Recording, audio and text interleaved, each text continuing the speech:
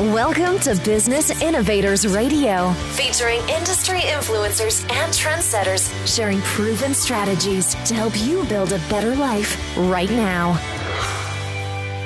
This is your host, Alicia Dubrell from Insight Media. Today's guest is Bill Needham, and he helps anyone looking to buy or sell a home. The real estate business is not all about selling houses. It's about people. Bill says working with, listening to, engaging with, and determining how to help his clients meet their real estate goals is what he does. So without further ado, I want to welcome Bill Needham to the show. Hi, Bill. Welcome to the show. Hi, Elisa. How you doing today? I'm good. So can you just tell me a little bit about yourself and your business experience? How far back do you want me to go? Well, tell us where you're from and how you got into real estate. Okay. I actually am originally from Ohio. I was born there and went to college there also, and then moved to California and spent 20 years in California selling wastewater treatment equipment, where I'd started a couple of companies. Those companies I had to partner with, and I actually sold my interest in those to him when I actually decided to retire early and move back to my home state in Ohio. While back there, though, I had been gone for that 20-some years and decided I did not particularly like Ohio anymore, at least that aspect where I was from. So then I did move to Grand Junction, Colorado 15 years ago. And being here, I did get into real estate and have enjoyed it so much since. What was the deciding factor to make you jump into real estate? Primarily, it was a couple things. One, I've always enjoyed helping people. Even when I was retired, I often would help my neighbors and friends fixing their computers, setting up their flat screen TVs and that type of thing. And so it was just a matter of being able to help people. And also it was the independence. I had basically been self-employed the whole time I was out in California and was used to running my own show. And the real estate business does allow me to do that also. No, and that makes sense. And you're able to control your own income too. Correct. Absolutely. I mean, it's almost a perfect match between the good effort that you put in and the good result you get from it. Yeah, and I'm assuming that the pleasure of seeing somebody buying a new home and the excitement, or selling another one and getting into a newer home is very fulfilling. Yeah, it's a thrill, actually. It's can be kind of amazing sometimes when you're out working on property, especially showing property. And maybe you've shown them 4 or 5 or even 10 homes, and all of a sudden you walk into a home, you walk into a home and you just see their eyes light up that this is the place that they really do enjoy. It's perfect. Love it. So who do you help and how do you help them? Just home buyers or sellers, or? I work both with home buyers and home sellers. I probably originally had begun working primarily with buyers, but have in the last couple of years, spend more time working also with sellers. And part of that is just the way the market tends to work. Having only been in real estate for now about 6 years, it's a little bit more difficult to have selling clients than it is buyers clients, where now a lot of people that I've helped buy homes have decided to move up or have gotten transferred and have contacted me then to go ahead and sell the home that I helped them buy several years ago. Repeat business. That's always good. Repeat business is fantastic. And it's obviously they're coming back to you for a reason. That is correct. Obviously, they must have been satisfied with the help that I'd given them the first time, and they've got confidence to work with me again. That, and also it's always nice when those type of people will refer their friends and relatives to you to do the same. So, Bill, tell me about the company that you work with. Well, I work with Remax 4000 here in Grand Junction. And, it's really an amazing company to be associated with, primarily because, or let's say a big reason is because we actually do 25% of the business here in Mesa County. And we do that with only 10% of the actual real estate agents. That's a pretty good ratio to have. I don't think no one else comes even close to that. Obviously, to do that, we must be doing something right. And I think some ways that I give examples of that are actually the hashtags that we use a lot today. Like hashtag nobody sells more, hashtag remaximize, hashtag Remax hustle, hashtag sold before you know it. All those go along with many of my personal hashtags. hashtag the home buyer guy, hashtag with you every step of the way, and hashtag TheBESTinGJ. Frankly, I was amazingly lucky to land with Remax. I was well aware, of the reputation that Remax did have, in that I had worked with the realtor some years back where she helped me sell my condominium. But I always knew that they would be a good company to work with, but I was concerned in that they typically hire experienced agents, and I was hardly an experienced agent at the time. It's better than I would have imagined. I got lucky. As chance had it, I have a instructor, the head instructor of the gym I belong to. Her mother actually owns the local Remax company. And I was talking to her about going into perhaps real estate. And she says, well, gee, my mother owns a local firm. Might you be interested in making connections with her? And I said, absolutely, yes. And went forward from there. So you've been in the real estate game for about 6 years. How do you think the real estate industry has changed from when you started till now? What do you see? Well, the biggest change we've seen has been the speed of the market. When I first began, we were still in the throes of from the recession from 2008, and we were just starting to come out of it a little bit.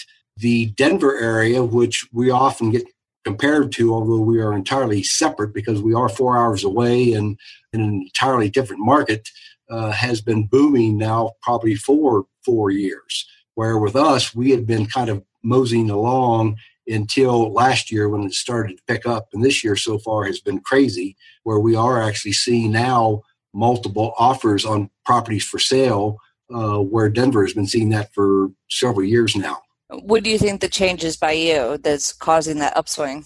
The upswing's obviously due to the economy improving, number one, but maybe more importantly for us is we are having people wanting to move to our area because of what it has to offer. Primarily, we can see people coming from the Denver area and California. They want to come here because it's a little bit slower lifestyle than it is in those areas. We've got fantastic outdoor opportunities. With our weather here, we don't have quite the extreme winters that they might have over in Denver or in the mountains, but we do have easy access to those. And then we do also have kayaking, we've got hiking, we've got mountain biking is huge in our area, all those type of outdoor activities that people want to enjoy. So that's cool. So you're located in an area you're just drive to go ski, drive to the water, drive to pretty much everywhere.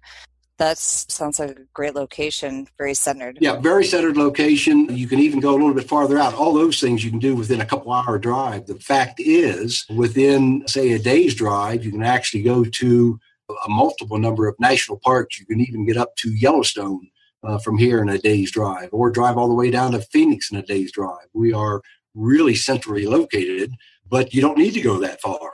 I know when I have people visit me that have not been out to this area before, I will almost always try to take them to Arches National Park, which is only a 2-hour drive. What is that? Arches National Park, it's just a fantastic red rock structures, arches, that type of thing that you can spend pretty much an entire day in, or actually you could spend longer than that. But most often I just drive over in the morning and come back in the evening. Just beautiful place. I think I remember visiting a place in Sedona, kind of like that, Arizona. It'd be similar to Sedona in the red rock colors. That's correct. Sedona's a little bit farther away, although, again, I've actually been down to Sedona several times myself, and that's about a 6 or 7 hour drive from here. So there are just so many tremendous places to visit close by. So what is something that a buyer thinking of investing in your area can start now to, help the process of buying a house easier? Well, probably the easiest thing to do, frankly, would be to contact me. I can help expedite the entire process, and I do know the issues involved in buying a house. I know about credit information and what's required in that area. But more importantly, I have contacts in the lending industry with mortgage brokers, lenders, banks, and that type of thing that would ultimately be the lender on most purchases here. And so get that started quite quickly because it's very important to be pre-qualified in today's market. We also have systems set up to where the prospective buyers and sellers can be notified of when properties come to market changes in pricing structure and that type of thing. So that's always a good way that ultimately everybody would be financially saving money or selling at a higher price. Makes sense. So basically, you would send them a notification, let's just say, if the price point dropped or it raised, like if they were looking at a certain area. That is correct, because most times a buyer will have a price limit, whether that be controlled by the lender as far as the maximum amount they can borrow, or controlled more importantly by the buyer of how much they feel comfortable spending. We use those price points in directing possibilities towards them. Okay. So what do you think the 3 biggest misconceptions that buyers have this day and age because of everything that happened in 2008? There's definitely big misconceptions out there. Well, most of people think that we're just in it to make money and to get paid a commission, and all we have to do is show houses. They don't really realize all that is involved in being a realtor. The fact is we've got extensive marketing that we have to do and educating ourselves to keep up with the market. We've got office expenses, license fees, MLS dues. There's just a lot more involved in the cost basis and time-wise being a realtor than what most people realize. They don't understand that a 20% down payment in most cases is not required. For some reason, people have just gotten in their mind that to buy a house, they have to have 20% down payment. Today, more typical is a 3.5% down payment. In fact, there are actually even programs available out there that can allow some people with proper qualifications to purchase a home with a $0 down payment. Wow. Okay. I did not know that. You might get me back in the market. Come on out and I'll be glad to help you. Okay. And then when you're working with a buyer, doesn't the seller pay the buyer's commission for you? When I am working with a buyer, 99.99% of the time, the seller does pay the commission. Oftentimes, buyers do not realize that that is the case. I have many times been talking with prospective buyers and they say, well, what about the commission? I'm worried about being able to pay that and then come up with the down payment if it's required also. And I explain to them quite quickly that they don't have to worry about that. That aspect's not going to cost them anything, that is part of the selling function. And if you think about it, it makes sense. I mean, typical buyer today will have maybe difficulty in coming up with the down payment alone. So if he had to pay a commission, it would almost be impossible to do. Whereas the seller is going to be selling the property and most often is going to end up with some profit as a result and more able to pay that commission. That completely makes sense. What are some things that maybe buyers should take in consideration, like extra costs when it comes to buying a house besides the down payment? The biggest extra cost, frankly, is closing costs. And that, again, comes involved with the lending process. The closing cost would involve even the cost for an appraisal of the house. There also would be most likely a property inspection that would be done. There would be, frankly, paperwork, a lot of it, that has to be shuffled, that people have to be paid to do that kind of thing. It just has to be done. There's no way around it because it is the government requirement primarily. The other thing they need to be careful of, too, is they've got to realize that there probably will be maybe some unexpected costs that arise when they move in. Maybe if they're buying a home that has been pre-owned and some of the mechanical, say the HVAC system or the stove, that type of thing, if they're older, there is a possibility that those could fail shortly after move-in. So that's always something to be aware of. So you've got to keep a little bit of money back to protect yourself just in case those do come up. And just being prepared for the unexpected. Exactly. So if you had one piece of advice for a buyer, what would it be? The biggest thing with a buyer is just to be realistic. A lot of people today think that they can have it all, even on their first home, and they can't. To find the perfect home, I think, is an impossibility. You can find a darn nice fit with the proper effort and the proper work of the realtor, but the fact is you will not find the perfect home. Okay, so you're saying with a loan for $150,000, I can't have a 6,000 square foot home with granite counters? No, you can't have a 6,000 square foot home for $150,000. Today, anyway, no, you can't. I was just trying to put it into perspective because everybody always has that wish list, you know? Well, they have the wish list, and they oftentimes want a 2-car garage and 3 acres and all that type of thing. And you just have to be willing to compromise that if you want land, you're going to have less of a house. If you want the big house, you're probably going to have less land. If you want more land, you're probably going to have to get farther outside of town. There's just all sorts of these things to take into consideration when you are buying a place. And that's certainly something that I'm pretty much an expert at showing those different options. And I often try to do with my prospective buyers what I call a slice and dice. I take the MLS data and I slice and dice it into various alternatives. Like I say, how much land options there might be, how that affects your price and your options to buy a place. What if you cut down to 3 bedrooms from 4 bedrooms? What does that do to your price point, and where are those going to be more available, etc.? So I just call it a slice and dice of all that MLS information that we are provided. Nice. So what are a few things that you offer that's maybe up and beyond that puts you aside from your competition, that makes you the person to go to? I think number one, frankly, is my flexibility and availability. I don't have a family currently that I have to get to school and do other things with. So my primary work, frankly, is in real estate. So I am available almost any time of the day, almost any day of the week to be able to help out. The other couple things that I probably do better than most is I am very detail-oriented. In this business, with dates and deadlines in the contract, those are very important that they be met. That is something I probably do maybe even go overboard with. And I can be aggressive when necessary. In this business, when you get into the negotiations, there are times when you just got to be able to jump on it and demand that certain things be done, and they can get done that way. And I think ultimately I'm fun to work with. I think I have a little bit of a sense of humor that comes into play, and I think that's always good. Definitely. A pit bull with a sense of humor and knows the market. Correct.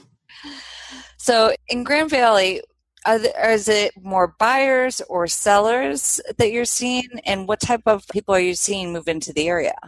Currently in the Grand Valley, it is a seller's market. The biggest reason being right now is low inventory. People today are reluctant for a couple reasons, it seems, to even put their houses for sale on the market. One is because of the downside we had in the economy starting in 2008. A number of people were underwater that bought, say, in 2007 to 2009, somewhere in that range, and they actually would take a loss, or would have before now taken a loss perhaps if they went to sell their house. And they oftentimes don't realize that the market has improved substantially, and today they could actually sell it at a profit. Most people just have a hard time dealing with selling anything at a loss, whether it be a stock or a house or anything like that. But that's changed today. Prices have improved substantially. And then the other reason is, frankly, people are scared. They are scared to put their house on the market for sale, and then they're afraid they're not going to be able to find that replacement property that they need. They certainly have a right to feel that way because there is a shortage of houses for sale. But if worked properly and diligently, it can be done successfully. What are a few misconceptions that you can clear up about selling your home? Well, with selling a home, I oftentimes get the questions as far as who pays for what. I do, as typical, when I market a property, do a couple of things that not everybody does. One is I have professional photographs taken. These are HDR photos, which really stand out when compared with a standard type of photo. The other thing that I do is I provide Matterport 3D virtual reality videos. These things are absolutely amazing. You can basically walk through a house and look all around, look up, see all the details, and get a real feel for how that house is laid out without even actually doing an actual tour.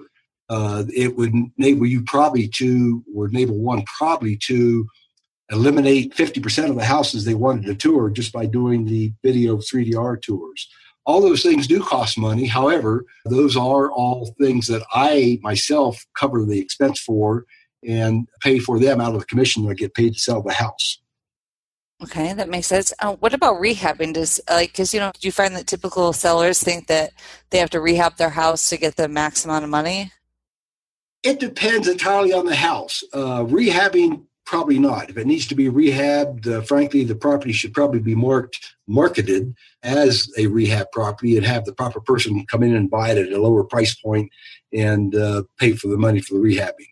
Now, as far as the house that is in decent shape already, that we do almost demand that it be clean, tidied up, extra pieces of furniture, personal items, etc., eliminated and perhaps put in temporary storage so that the house itself does look large to the prospective buyers coming through. Do you also do staging? We do occasionally do staging when required. Again, it really depends on a particular circumstance. Some houses look fine, empty. Others do not. I recently had one client where the house looked fantastic before they had to move out and move on back to Ohio, in fact. But once the house was empty, it frankly looked worth $20,000 less than price. And so to get that price point back up, we did then actually have it staged. And again, we have contacts with professional stagers in the area to do that type of work. Nice. Okay. So if somebody was going to list their home with you, how does that process work? It's pretty straightforward, but is detailed. Colorado does require an exclusive right to sell listing contract, which is a fairly detailed document that stipulates exactly how that property will be marketed, what services will be provided and required of the realtor, and what will be required of the seller. That goes back to the point that the property will be kept in showable condition by the seller, and will also certainly stipulate the price of the home that is agreed upon between the buyer and the seller. I do a lot of work in preparing the pricing point that we want to be looking at. I actually do a comprehensive analysis, 10 to 20 pages long, that I prepare. And I can do an excellent job on that because I have taken a couple of appraiser classes that I know exactly what they will be looking for when the loan has to be approved. Okay. Does that help with that analysis help about how much they're going to finance? It can, although that usually is a separate issue. It really is more tied into exactly how the price needs to be marketed properly, and knowing also once it is sold that the appraiser will appraise it, because anytime there is a loan involved in a house, the lender will require that an appraisal be done so that they are ensured that they have collateral for their loan. Okay.